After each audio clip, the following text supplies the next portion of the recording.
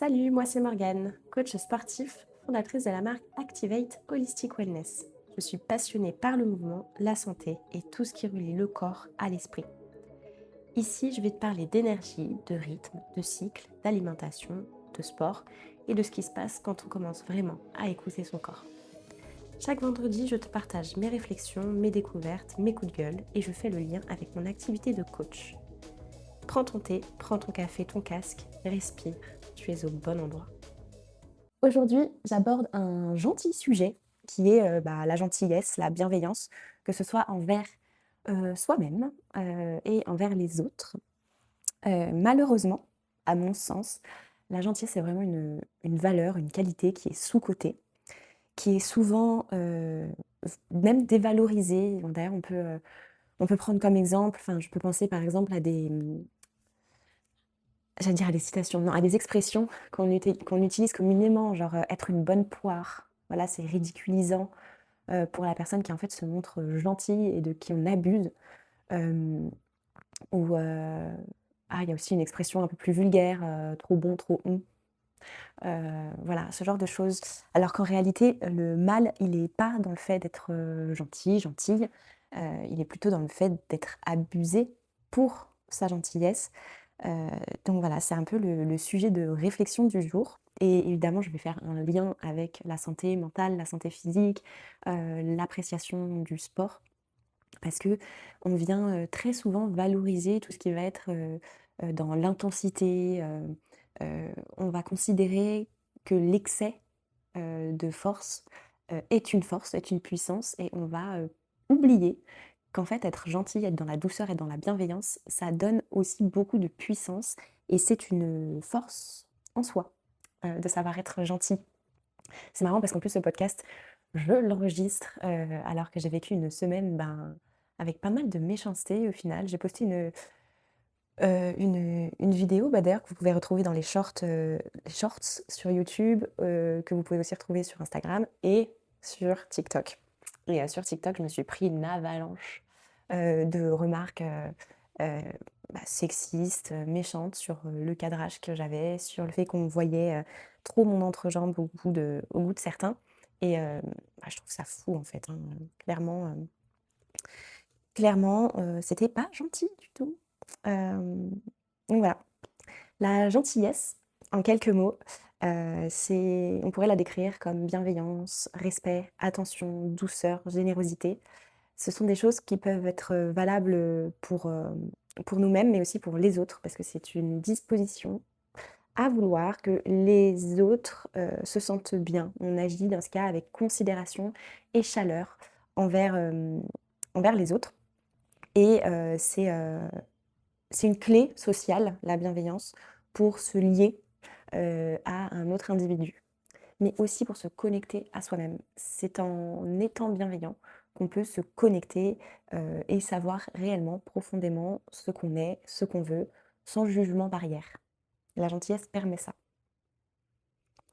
Quand on crée un espace de bienveillance autour de soi, ça passe par un sourire, ça passe par une écoute, ça passe par un mot de soutien, ça change la dynamique d'un groupe et ça fait circuler une énergie positive. Je vais reprendre l'exemple que j'ai pu vivre sur TikTok cette semaine. Le fait d'avoir signalé et supprimé les commentaires malveillants a fait qu'il n'y en a pas eu de nouveaux. Et ça, j'ai été très marquée par ça, par cet effet de groupe qui marche aussi bien dans le côté négatif de l'humiliation publique un peu, qu'on peut connaître, sur les réseaux. Mais ça marche aussi du côté de la bienveillance et d'ailleurs, il y a eu des messages aussi de soutien et plus il y a eu des messages de soutien, plus les gens ont commenté en étant bienveillants et en étant, gentils. Donc ça peut changer un groupe.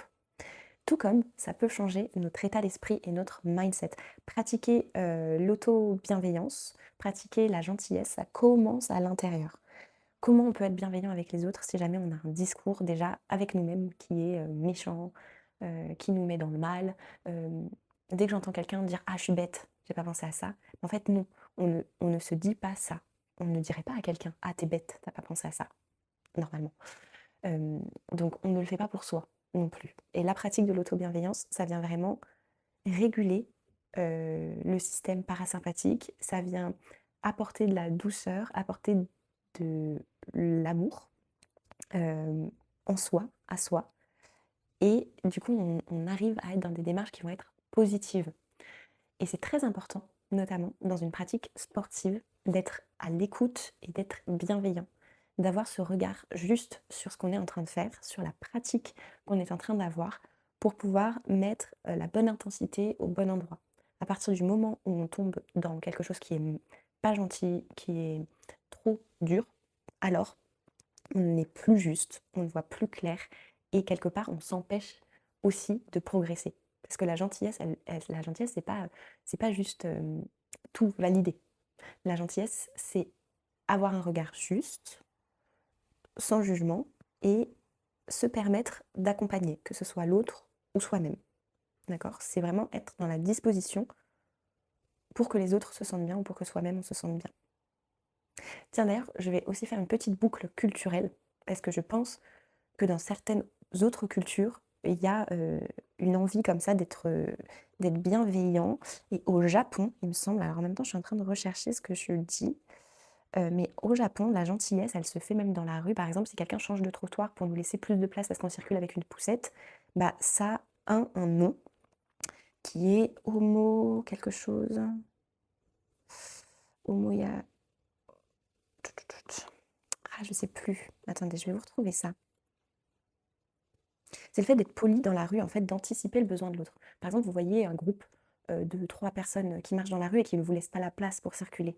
Et ben ça, c'est pas gentil. Et bah typiquement au Japon, voilà, c'est ça. Ça s'appelle l'homo-iari. C'est la bienveillance empathique, le fait de comprendre le ressenti de l'autre et agir avec douceur et considération. Offrir de l'aide, remercier avec sincérité, faire preuve de compassion dans les petits gestes du quotidien. Et il va y avoir aussi le kizukai, ça veut dire l'attention aux autres, c'est le fait de faire attention à ne pas déranger. On prévoit les besoins et le confort des autres sans même qu'ils aient à parler. C'est une forme de politesse active et subtile, profondément ancrée dans la culture japonaise. Par exemple, se décaler légèrement dans la rue pour ne pas gêner, parler doucement dans un lieu public, éviter de créer un inconfort pour les autres. Donc il y a l'attention dans le geste, kizukai, et il y a l'attention dans le cœur, homo-iari, avec l'empathie et la bienveillance. Donc tous ces petits gestes que nous on appelle peut-être de la politesse, fait partie aussi de la gentillesse et de la bienveillance qu'on peut avoir envers nos compères, nos consoeurs et nos confrères, évidemment. Mais je pense que c'est vraiment quelque chose qu'on doit cultiver, notamment dans le groupe, et ça se voit aussi dans les transports parisiens, par exemple. On aurait peut-être beaucoup moins de stress dans les transports si on montrait des petits actes de gentillesse. Un sourire, un petit décalage, une petite blague, bref, un signe de générosité, un signe d'ouverture à l'autre. Et quand on s'autorise la gentillesse, on défait plein de barrières. Et ça, c'est beaucoup plus fort, beaucoup plus puissant que l'obstination, que la méchanceté, que le jugement.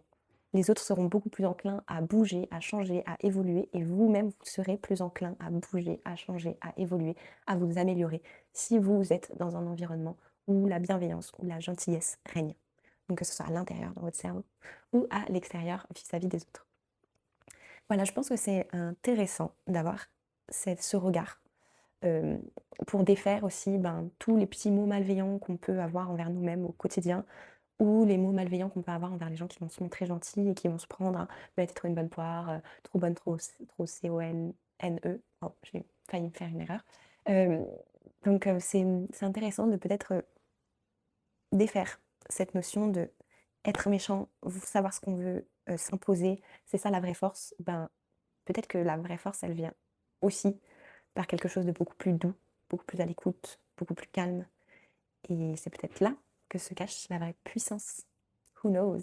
Essayons, essayons. J'espère que ça vous a plu. Et je vous dis à la prochaine pour un prochain petit podcast où on réfléchit à des notions toutes simples mais qui changent la vie. À bientôt.